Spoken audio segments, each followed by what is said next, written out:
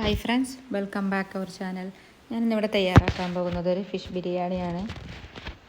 അതെങ്ങനെ തയ്യാറാക്കിയെടുക്കാമെന്ന് നോക്കാം. അതിന് വേണ്ടിയിട്ട് 6 കഷ്ണം മീനാണ് ഞാനിവിടെ എടുത്തിട്ടുള്ളത്.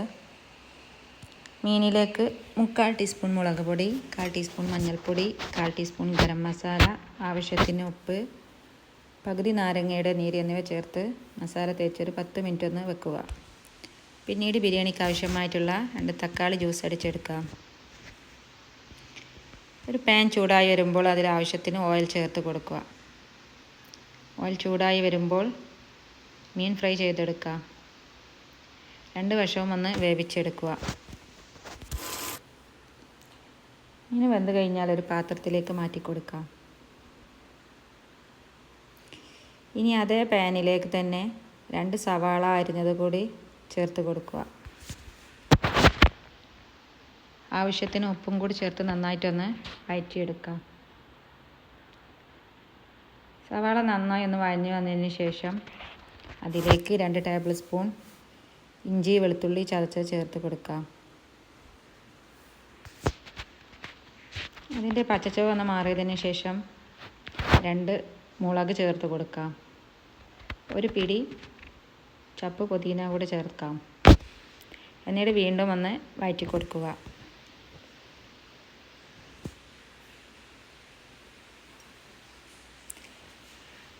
ഉള്ളി ഒന്ന് വഴന്ന് വന്നതിന് ശേഷം അതിലേക്ക് തക്കാളി ചേർത്ത് കൊടുക്കാം. തക്കാളിയുടെ പച്ചച്ചുവ മാറിയതിന് ശേഷം അതിലേക്ക് 2 ടേബിൾ സ്പൂൺ തൈര് ചേർത്ത് കൊടുക്കാം. പകുതി നാരങ്ങയുടെ നീര് കൂടി ചേർത്ത് കൊടുക്കാം.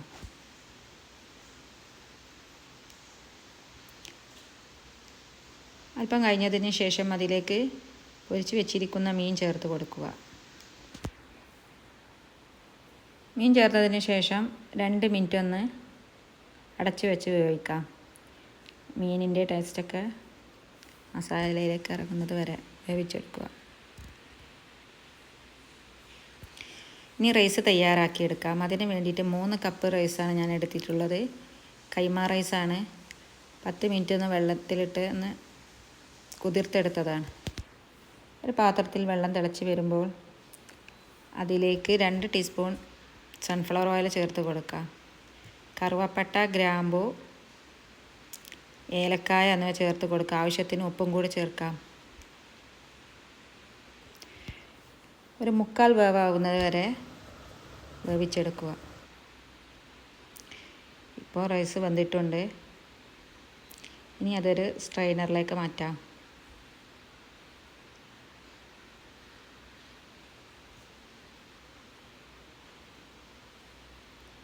ഇനി പാനിൽ നിന്നും മീൻ മാറ്റി കൊടുക്കാം. ഒരു പാത്രത്തിലേക്ക് മീൻ മാറ്റുക. എന്നിട്ട് ആ മസാലയിലേക്ക് ദം ചെയ്തെടുക്കാം.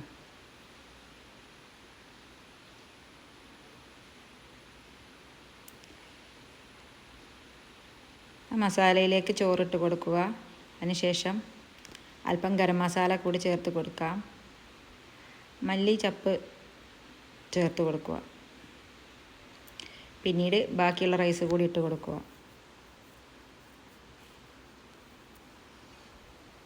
അല്പം ഗരം മസാല കൂടി ചേർത്ത് കൊടുക്കാം. ആവശ്യത്തിന് നെയ്യ് കൂടി ചേർത്ത് കൊടുക്കുക. എന്നിട്ട് ദമ്മിട്ടെടുക്കുക. ഒരു 10 മിനിറ്റ്.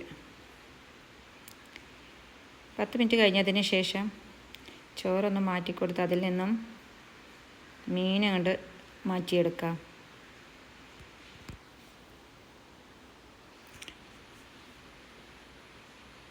ഇനി ചൂടോടെ സെർവ് ചെയ്യുക. വീഡിയോ ഇഷ്ടപ്പെട്ടാൽ ലൈക്ക് ചെയ്യുക, ഷെയർ ചെയ്യുക, സബ്സ്ക്രൈബ് ചെയ്യുക. വീണ്ടും ഒരു വീഡിയോയുമായി വരുന്നത് വരെ